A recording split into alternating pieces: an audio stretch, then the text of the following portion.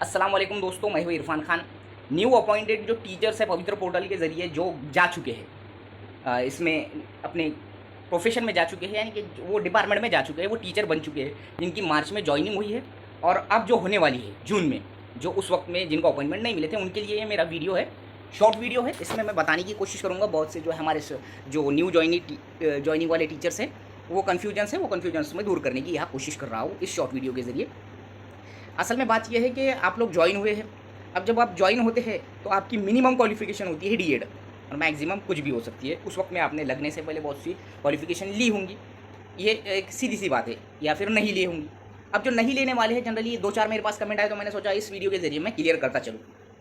अब जब आप डिपार्टमेंट में जा चुके हैं, शिक्षण सेवक बोलकर रुजू हो चुके हैं, आपका क्वालिफिकेशन सिर्फ डीएड है, एचएससी डीएड है और आप टीईटी 1 के बेस पर जो है फर्स्ट टू फिफ्थ पर लग चुके हैं।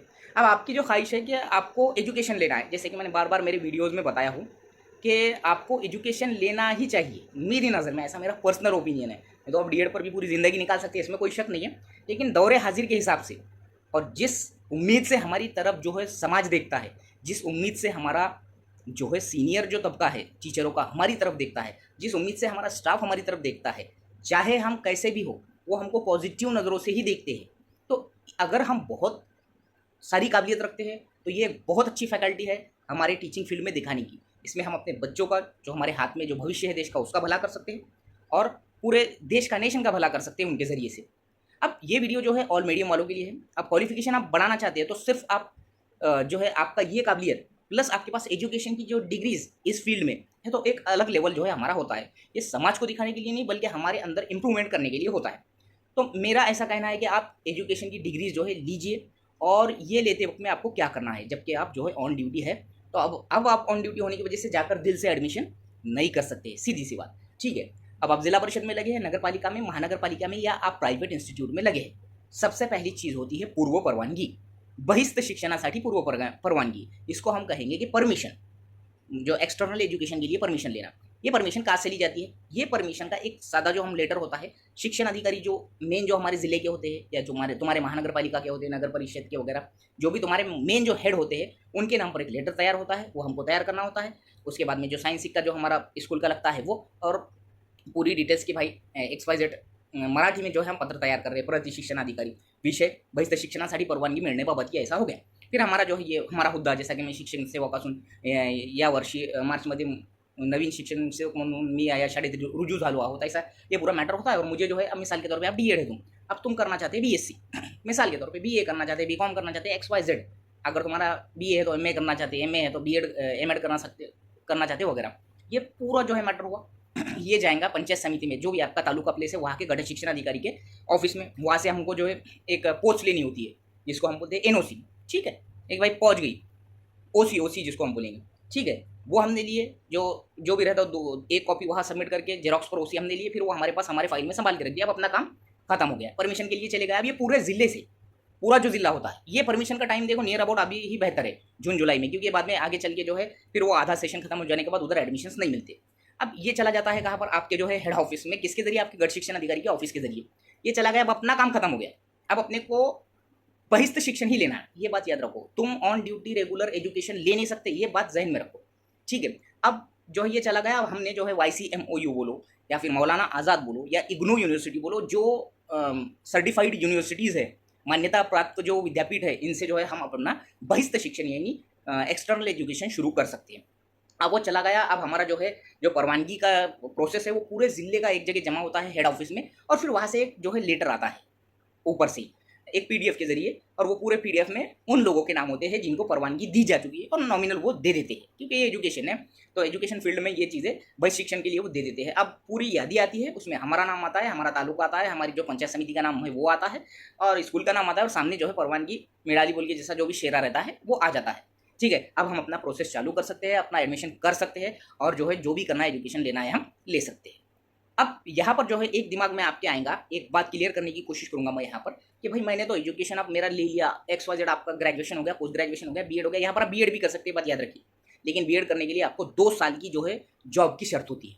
ठीक है, YCMOU, यशवंतराव चौहान की बात करूँ मैं, मौलाना आज़ाद की बात करूँ, ये यूनिवर्सिटीज़ में आप 2 साल की ड्यूटी आपकी होना जरूरी है, यानी कि 2 साल का टीचिंग एक्सपीरियंस होना आपका ज़रूरी है।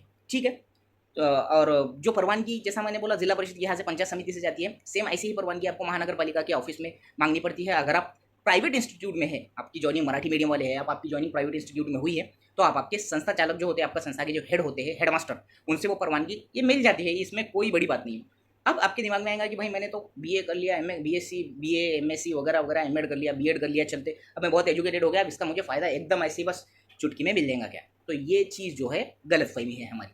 आपके पास चाहे अभी कितना भी एजुकेशन हो, आप प्राइमरी लेवल पर है, अभी आपके पास बहुत सारा एजुकेशन है, आपके पास बहुत सारी डिग्रीज़ है, तो ये डिग्रीज़ जो है हमारे पास एजुकेशन के हद तक ठीक है, एकदम चुटकी में इसका फ़ायदा नहीं मिलता। इस गलतफहमी से हमेशा दूर रहिए, ठीक है? ये गलतफहमी हमेशा से दूर रखिए कि भाई मेरे पास बहुत सा एजुकेशन है और मुझे बस अब फट से ये फ़ायदा मिलेगा। फट से फ़ायदा नहीं मिलता है। फट से फ़ायदा मिलने के लिए आपकी सीनियरिटी जो है वो मोस्ट इंपॉर्टेंट चीज़ है। बात याद रखिए, उस फील्ड में आपका तजुर्बा कितना है, प्लस आपके पास डिग्रीज़ क्या है, ये 2 चीज़ें जो है काउंट की जाती है। आपकी कितने साल ड्यूटी हो चुकी है, ऐसा नहीं है कि फ़ायदा नहीं है। शिक्षण जो धोरण है 2020 का, जिसको हम न्यू एजुकेशन पॉलिसी कहते हैं, इसमें बहुत ज़्यादा इंपॉर्टेंस मिलने वाली है। ये चीज़ों को स्पेशली मैं बोलूँ, साइंस और मैथ्स फैकल्टी को प्राइमरी लेवल पर बहुत ज़्यादा इंपॉर्टेंस मिलने वाला है। आर्ट्स फैकल्टी का ऐसा नहीं है कि नहीं मिलेगा, सबको मिलने वाला है। एजुकेशन अगर आप कंटिन्यू करना चाहते हैं तो मेरी राय है पर्सनली कि आप ये कीजिए। आपके काबिलियत में इजाफा करने के लिए, आपके एजुकेशन में इजाफा करने के लिए, और जिस तरह की आपकी काबिलियत है उस तरह का आपका एजुकेशन आप रखिए। ये किसी भी समाज को, किसी स्टाफ वाले को दिखाने के लिए नहीं, बल्कि अपने आप में इम्प्रूवमेंट करने के लिए, एज ए टीचर हम कितने परफेक्ट है और कितने होना चाहिए, ये नीयत से आप करिए। आपको बहुत फ़ायदा होगा फ्यूचर में, आज नहीं, कल नहीं, परसों नहीं, 5 साल 10 साल में इस एजुकेशन का फ़ायदा होगा। ये मेरे वीडियो की बात हमेशा ज़िंदगी भर ध्यान में रखिए। ये चीज़ें मैं क्यों बोल रहा हूँ, ये चीज़ें जो है अपने सीनियर से, अपने अजीज़ो अकारिब में जो भी टीचर्स थे, जो बेचारे बहुत जहानत के अच्छे जिसको हम बोलेंगे माइंड के और अच्छी राय देने वाले लोग थे, उन्होंने ये चीज़ें बताया। अल्लाह का ऐसा नहीं कि मैं already MA BEd, MA English और बीएड था, एमएड हो चुका है मेरा, लेकिन फिर भी मैं बात कर रहा हूँ कि ये चीज़ें उनसे राय लेकर, उनसे पूछकर, कंटिन्यू करके इन फ्यूचर भी अल्लाह ने चाहा, अगर मुझे अल्लाह ने ताकत दी तो बहुत सारा एजुकेशन लेने की मेरी ख्वाहिश है, बहुत कुछ करने की है, वो आगे की बात। लेकिन मैं बोल रहा हूँ कि ये चीज़ें काम आएंगी, आज नहीं, कल नहीं, परसों नहीं, कभी ना कभी तो भी काम आएंगी। अब आप जो एजुकेशन लेना चाहते हैं, दूसरा पॉइंट मैं यहाँ क्लियर करने की कोशिश करूँगा कि आप न्यू अपॉइंटेड टीचर्स हैं, आप आपके सीनियर्स से जो है हमेशा हर चीज़ जो है पूछेंगे। ये सीधी सी बात है, अनुभवी लोगों से पूछना और उनसे मालूमात लेना और उसके हिसाब से काम करना, राय मशवरा करके, ये बहुत फ़ायदेमंद होता है। जब आप परमिशन या परवानगी नहीं लेते हैं एजुकेशन को कंटिन्यू करने की, तो आपने चाहे पीएचडी कर लिया हो, बात को जहन में रखिए, आपकी परमिशन आपने नहीं ली और वैसे ही एजुकेशन लेते गए, तो ये चीज़ आपकी वहाँ नोंद नहीं होती है, ठीक है? आप पहले से एजुकेटेड है, इसमें कोई शक नहीं, इसकी नोंद हो जाएगी। आप सर्विस में आने के बाद, डीएड के बाद आगे एकदम हाई लेवल तक एजुकेशन लेना चाहते हैं, तो आपको जो है वो परमिशन लिए बगैर, वो परमिशन के लेटर के बगैर आपकी नोंद नहीं होती है आपके जो है सर्विस में उस एजुकेशन की। चाहे आप पीएचडी कर लो बगैर परमिशन के, तो उसका फ़ायदा नहीं होता है। परमिशन लेंगे तो ही फ़ायदा देंगी गवर्नमेंट, परमिशन नहीं लेंगे तो उस एजुकेशन का प्रमोशन के लिए फ़ायदा नहीं दिया जाएगा। ये उसका डिपार्टमेंट का, हर डिपार्टमेंट का यही उसूल होता है। इजाज़त लेना ज़रूरी होती है और वो भी बहिस्ते सिर्फ, रेगुलर एजुकेशन नहीं मिलता है। बीएड करना चाहते हैं आप, ग्रेजुएट है, बीएड करना चाहते हैं, आपके पास इंदिरा गांधी ओपन यूनिवर्सिटी है, मौलाना आज़ाद ओपन यूनिवर्सिटी और यशवंतराव चौहान ओपन यूनिवर्सिटी है, वो आप, मैंने जैसे पीछे बताया कि 2 साल का आपकी सर्विस होना ज़रूरी है, चाहे वो 100% ग्रांटेड हो, प्राइवेट हो, गवर्नमेंट कोई भी इंस्टीट्यूशन हो, आप प्राइमरी एजुकेशन, प्राइमरी टीचर है वगैरह वगैरह, तो ठीक है। तो ये चीज़ें, इसलिए परमिशन का बहुत ज़रूरी है, परमिशन लेना बहुत ज़रूरी है। इसके अलावा आपकी ये एजुकेशन काउंट नहीं होता, ये बात जहन में रखिए। बाकी ऐसा कुछ भी नहीं है। और आगे के पॉइंट की भी मैं वजाहत करने की कोशिश करूँगा। मैं अगला जो पॉइंट लूँगा वो है उर्दू मीडियम के जो टीचर्स हैं उनसे मुखातिब होगा। उर्दू मीडियम वाले न्यू अपॉइंटेड टीचर्स की तरफ मैं यहाँ मुखातिब हूँ, क्योंकि मराठी मीडियम वाले जितने टीचर्स होते हैं जो न्यू अपॉइंटेड है, ये ऑलरेडी कॉम्पिटिटिव एग्जामिनेशंस की प्रिपरेशन में लगे हुए होते हैं पहले से ही, और वो लगने के बाद भी इसमें कंटिन्यू आगे करते हैं। लेकिन उर्दू मीडियम में ये जो रेशो है वो बहुत डाउन है। तो मैं यहाँ पर बताने की कोशिश करूँगा, अगर आप बहुत ज़्यादा दिलचस्पी रखते हैं, आगे बढ़ना चाहते हैं, तो डिपार्टमेंटल एग्ज़ाम, डिपार्टमेंटल नहीं तो अदर एग्ज़ाम, ये चीज़ें आप ट्राई करते रहिए। अब यहाँ पर ये रोना कभी रोने को नहीं पड़ता है कि भाई उसमें उर्दू मीडियम नहीं होता है, इसमें ये मीडियम, ये जो है यहाँ अपने स्टेट के जो है स्टेट लैंग्वेज में और प्लस इंग्लिश में जो है एग्जामिनेशन होते हैं। अगर आप वाकई टैलेंट रखते हैं तो आप आगे के फ्यूचर के हिसाब से कम हमारे डिपार्टमेंट के आगे की पोस्ट जो होती है, जिसको हम केंद्र प्रमुख कहते हैं, विस्तार अधिकारी कहते हैं, गढ़ शिक्षण अधिकारी कहते हैं, और शिक्षण अधिकारी डिस्ट्रिक्ट लेवल का जो होता है वो, विस्तार अधिकारी डिस्ट्रिक्ट लेवल का जो होता है वो, डिपार्टमेंटल ऐसे कम से कम ट्राई करते रहिए। ट्राई मतलब उसकी तैयारी रखिए। अगर आप इंटरेस्टेड नहीं है तो कोई ज़रूरत नहीं है, आप एजुकेशन कंटिन्यू करते रहिए। ये चीज़ों का फ़ायदा ये होता है कि जितने हम जो है हमारे अंदर जो टैलेंट होता है वो चीज़ें बच्चों के अंदर हमारे उतरती है। जिसको हम अपने स्टूडेंट्स कहते हैं, उनके अंदर ये उतरती है। लेडीज़ डिपार्टमेंट हो या जेंट्स डिपार्टमेंट हो, उर्दू मीडियम हो या मराठी मीडियम हो, आप कंटिन्यू ये चीज़ें रखिए।